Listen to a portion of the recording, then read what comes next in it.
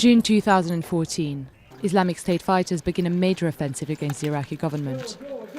In a matter of days, their black banner flies over nearly half the country's territory and soon over large areas of northeast Syria too. The international community is taken by surprise by the rise of the group, a mix of former Saddam Hussein troops and Sunni Muslims fighting the regime of Bashar al-Assad. On June 29th, their leader, Abu Bakr al-Baghdadi, declares a caliphate across Iraq and Syria. وإن إخوانكم المجاهدين قد من الله تبارك وتعالى عليهم بنصر وفتح. After long years of patience and jihad, God has given victory to your brothers in arms, so that they reach their goal of declaring a caliphate and choosing a caliph. It's a Muslim duty that we had lost for centuries. وهذا واجب على المسلمين واجب قد ضيع لقرون. The Syrian city of Raqqa becomes the caliphate's stronghold, enforcing a strict interpretation of Sharia law. And then, the group begins broadcasting its power to the world.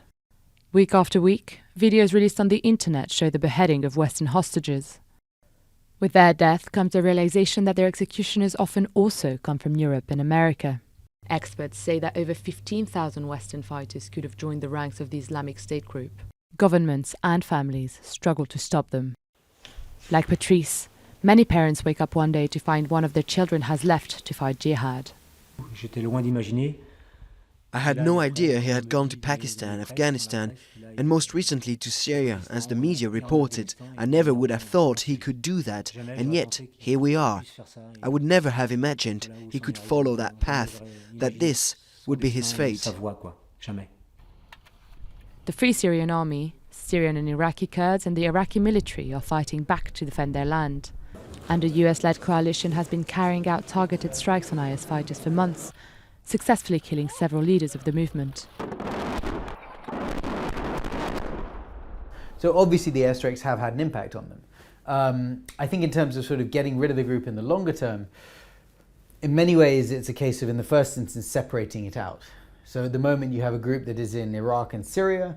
Well, at least when looking at the Iraqi one, there is a government on one side that is fighting the group that can be bolstered, that can improve its governance situation across the country to sort of at least push the group back in an Iraqi context. On the other side of the border in Syria, it's a far more complicated picture because there is no government for us to really engage with.